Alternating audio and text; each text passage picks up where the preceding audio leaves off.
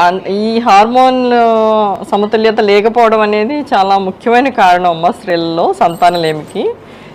దీంట్లో ముఖ్యంగా ఏంటంటే ఎక్కువగా పీసీఓడి సమస్య చూస్తూ ఉంటాము.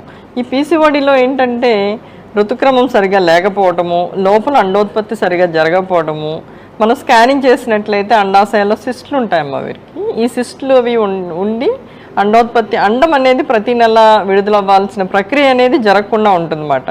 బ్లడ్ టెస్టులు చూసినట్లయితే వీరిలో ఇన్సులిన్ లెవెల్స్ ఎక్కువగా ఉంటాయి. మళ్ళీ పురుషుల్లో ఉండాల్సిన హార్మోన్స్ వీరిలో కూడా కనపడి కొంచెం అధిక మోతాదులో ఉంటాయి అన్నమాట. సో దీనివల్ల ఫేస్ మీద పింపుల్స్, నెక్స్ట్ ఏంటంటే అంటే అన్వాంటెడ్ హెయిర్ అంటాం అన్నమాట, అవాంఛిత రోమాలు. సో ఇటువంటి సమస్యతో వారు బాధపడుతుంటారు. చాలామంది ఒక 70% ఒబిసిటీతో కూడా ఉంటారు వీరు. సో ఇలాంటి సమస్య ఎక్కువగా మనం చూస్తూ ఉంటాము. దీనికి కారణం ఏంటనేది తెలీదు. చాలా మటుకు ఏంటంటే జెనెటిక్గా వాళ్ళు కొంత ససెప్టబుల్గా ఉంటారు.